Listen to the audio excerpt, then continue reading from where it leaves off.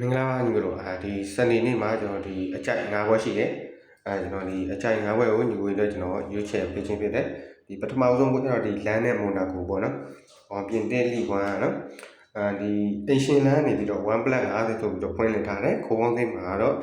3လုံး35ပြားရှုံးဆိုပြီးတော့ဖွင့်လှစ်ထားတာတွေ့ရတယ်ဒီနှစ်သင်းဟတ်တူဟတ်မှာတော့ဗျာမိုနာကိုအသင်းကလမ်းနဲ့တာတာပေါ့နော်လက်ရှိအနေအထားမှာတော့လမ်းဟာပြင်သစ်လီကိုဦးဆောင်နေတယ် PSG ကိုကြော်တက်ပြီးပြင်သစ်လီကိုဦးဆောင်နေတယ်ဒီနေ့ရဖွင့်လှစ်မှုမှာလမ်းတို့ရဖွင့်လှစ်မှုပါဗျာအစင်တန်းတစ်ခုမှာ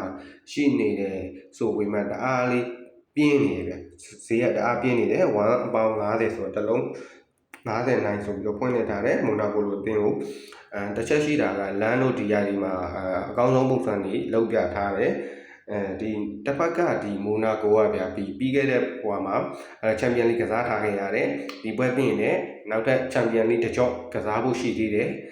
ဒီနေ့လမ်းရဲ့အိမ်ဝင်းမှာမိုနာကိုတို့အနေနဲ့ကတရေလောက်ပဲအများဆုံးရနိုင်မယ်လို့ကျွန်တော်ထင်တယ်ဒါမဲ့လည်းဒီ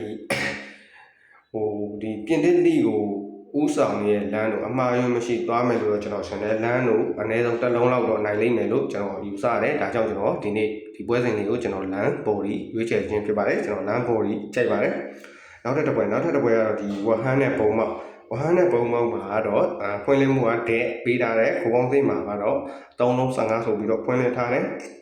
အင်ရှင်ဒီဝဟန်တို့ကတော့ဗျာတန်ဆင်းစုံမှာရုံးကန်နေရတယ်ရုံးကန်နေရတဲ့အတင်းဖြစ်တဲ့ဒါပေမဲ့ဒီဝဟန်ရဲ့အိမ်ဝင်းကစားပုံလေးလိုက်ကြည့်တဲ့အခါဝဟန်တို့အိမ်ဝင်းမှာဂိုးသွင်းနိုင်တဲ့စွမ်းဆောင်ရည်ရှိတယ်အိမ်ဝင်းပွဲတစ်စင်တိုင်းမှာဂိုးတွေသွင်းလေးရှိတယ်တစ်ဖက်ကဒီဘုံမောက်ကိုရှိတဲ့ခိုင်မှာဘုံမောက်ကလည်းဗျာဒီဥရောပဝင်ခွင့်တနေရဖို့ဆိုတာဘုံမောက်တို့လုံရင်ဝင်နိုင်နေတယ်ညှော်လင်းချက်ရှိသေးတယ်ဒီ1-4အတွင်းဝင်လို့ရသေးတယ်ယူရိုပါလိကွန်ဖရင့်လိတို့လည်းဝင်လို့ရတယ်ဝင်နိုင်ခြေရှိသေးတာကြောင့်ဘုံမောက်အနေနဲ့လည်းစူးစမ်းလာမယ်လို့တော့ကျွန်တော်မြင်တယ်ဒီအင်ရှင်အနေနဲ့အင်ရှင်ဝဟန်အနေနဲ့ကလည်းတန်းစင်းစုံသူ့ရဲ့အိမ်ဝင်းမှာတော့ရုံးမယ်ဆိုတော့ဒီနှစ်သင်းပေါင်း3လုံးကအနည်းဆုံးရှိလိမ့်မယ်လို့ကျွန်တော်ယူဆတာကြောင့်ဒီဝဟန်နဲ့ဘုံမောက်ပွဲစဉ်တွေကိုကျွန်တော်ခိုးပေါင်းအပေါ်ကြိုက်ရခြင်းဖြစ်တယ်ဝဟန်ခိုးပေါင်းအပေါ်ပါညီတို့နောက်ထပ်တစ်ပွဲကတော့ဒီအိုဆာနဲ့ရီးရဲပေါ့နော်စပိန်လာလီဂါနော်အိုဆာနဲ့ရီးရဲမှာရီးရဲနေပြီးတော့အဝေးကွင်းရီးရဲနေပြီးတော့1.30ဆိုပြီးတော့ဖွင့်လှစ်ထားတယ်ဘိုးပေါင်းသိမ်းမှာ3လုံး35ပြားနိုင်ဆိုပြီးတော့ဖွင့်လှစ်ထားတာတွေ့ရတယ်အင်ရှင်အိုဆာကစားထားတဲ့နောက်ဆုံး5ပွဲမှာရှုံးပွဲမရှိထားဘူးဒီအသင်းကနောက်ပြီးအိမ်ဝင်းကစားပုံတွေမှာလည်းကောင်းတယ်အိမ်ဝင်းရှုံးပွဲ2ပွဲပဲရှိသေးတယ်လာလီဂါမှာဆိုတော့ဒီလိုမျိုးတစ်ဖက်ကရီးရဲကလည်းဘာစီနဲ့အပြိုင်ဒီလာလီဂါရဲ့တိုက်တယ်ကိုပြိုင်တွားနေရတဲ့အချိန်မှာဒီရီးရဲတို့လည်းဒီလိုမျိုးပွဲအနိုင်ကစားဖို့လိုတယ်အနိုင်ရမှဖြစ်မယ်ဆိုတဲ့အနေထားမှာလည်းသူကချန်ပီယံလိတစ်ကြော့ကန်ထားရတယ်ပေါ်တူဂီနီမှာတွားကန်ထားရတယ်နောက်ပြန်ဒီပွဲပြီးရင်လည်းဒီနောက်ဆုံးကြော့အိမ်ဝင်းမှာပင်ပီကာကိုလက်ခံပြီးတော့ကစားရအောင်မယ်ဆိုတော့ဒီပွဲမှာကျွန်တော်ဒီရီးရဲရဲ့တစ်လုံး30နိုင်ကိုကျွန်တော်ပြ30ကိုကျွန်တော်ရင်းပြီးတော့ကျွန်တော်အင်ရှင်အိုဆာလေးနဲ့ပဲကျွန်တော်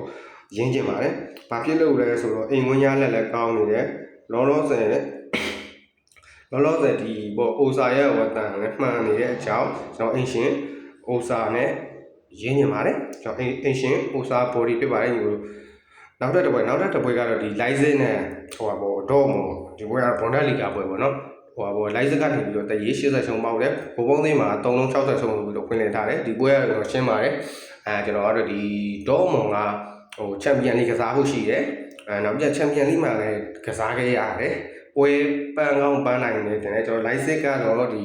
အနားရထားတယ်အခုဒီနေ့ပွဲမှာလည်းလိုက်စစ်ကအိမ်ဝင်းဖြစ်တယ်အိမ်ဝင်းဖြစ်တာကိုဒီလို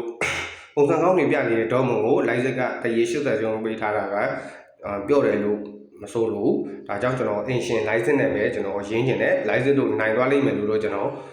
ယူဆပါတယ်ကျွန်တော်လိုက်စစ်ပေါ်ကြီးကြိုက်ပါတယ်ဒီလိုနောက်ဆုံးပွဲကဒီမန်စီးတီးနဲ့ဒီနယူကာဆယ်ပေါ့လက်ရှိမန်စီးတီးရဲ့ဈေးကတော့တစ်လုံးကို30ရှုံးဆိုပြီးတော့ဖွင့်လှစ်ထားတယ်ဂိုးပေါင်းသိမ်းမှာ3လုံး50ရှုံးဆိုပြီးတော့ဖွင့်လှစ်ထားတာတွေ့ရတယ် ဒီကတော့ဒီမန်စီးတီးနဲ့ဒီနယူကာဆယ်ကတော့သူတို့ဟိုပါပေါ့နော်ဘာတော့ကပ်ပွဲမှာမန်စီးတီးကနယူကာဆယ်ကို2ကြော်လုံးနိုင်ထားတယ်အမှတ်ပေးပွဲမှာတော့နယူကာဆယ်ကနိုင်ထားရပေါ့နော်1ကြော်ဒီနေ့အင်ရှင် ETH မှာလည်းဖြစ်တယ်နယူကာဆယ်လိုမျိုးအသင်းကလည်းဗျာကောင်းနေတဲ့အနေထားလို့ပြောလို့ရတယ်ဘာလို့ဆိုတော့သူနောက်ဆုံးကစားထားတဲ့နောက်ဆုံးကစားနယူကာဆယ်နောက်ဆုံးကစားထားတာအဝေးကွင်း3ပွဲဆက်တိုက်ဖြစ်တယ်အဝေးကွင်း3ပွဲဆက်တိုက်မှာဂိုးပြတ်တည်နေပဲနယူကာဆယ်တို့နိုင်ထားတယ်တခုရှိတာကနယူကာဆယ်တို့ပွဲပန်းကောင်းပန်းနေနိုင်ပါတယ်ဘာလို့လဲဆိုတော့အဝေးကွင်း3ပွဲဆက်တိုက်ကြီးကစားထားတယ်ဒီနေ့မှာလည်း ETH လို့ကွင်းကိုလာကစားမယ်ဒီနေ့မှာလည်းအဝေးကွင်းကစားမှာဖြစ်တယ်ဆိုတော့အိမ်ဝင်းမှာဆိုရင်တော့ယုံကြည်လို့ရတဲ့မန်စီးတီးလေးနဲ့ပဲကျွန်တော်ရင်းကျင်တယ်ဘာလို့လဲဆိုတော့ဒီအာဆင်နယ်နဲ့အမှတ်မကွာအောင်တစ်ချက်မကွာလိုက်ဖီအားပေးရမှာလည်းဖြစ်တယ်ဒဏ်ရာရလူစရင်ကတော့မန်စီးတီးတို့တချို့ရှိရပါတော့ဒဏ်ရာရလူစရင်တော့ရှိတယ်ဒါပေမဲ့ကျွန်တော်ဒီပြား30လေးကိုကျွန်တော်မန်စီးတီးနဲ့ပဲကျွန်တော်ရင်းကျင်တယ်အင်ရှင်မန်စီးတီးဘော်ဒီပဲကြိုက်ပါတယ်ညီကိုတို့ခေါ်လိုက်ပါကျွန်တော်ဒီနေ့ပြောသွားတာ9ဘက်ပါညီကိုတို့မန်စီးတီးဘော်ဒီနောက်ပြန်ရင် live body ပိုစာနဲ့ရီးရဲမထွက်ပွဲလေးမှာကျွန်တော် ancient of osa body ကြိုက်တယ်လမ်းနဲ့မိုနာကိုမှာတော့ကျွန်တော် land body ကြိုက်တယ်ဝဟန်းနဲ့ဘုံမောက်မှာတော့ကျွန်တော်ဂိုးပေါင်းအပေါ်ကြိုက်ပါတယ်ကိုလက်ပါညီတို့ကြိုက်တာယူမကြိုက်တာကိုပယ်ပါညီတို့ရလက်ကောင်းလေးပိုင်ဆိုင်နိုင်ရပါသေးကျွန်တော်တေကန် channel မှာအကြေးပြောင်းလဲလေးဖြစ်တာနဲ့ကျွန်တော်ညနေမှာတေကန် channel မှာကျွန်တော်တပွဲတင်ပေးဖို့ရှိပါတယ်တေကန် channel link လေးကိုကျွန်တော် comment မှာ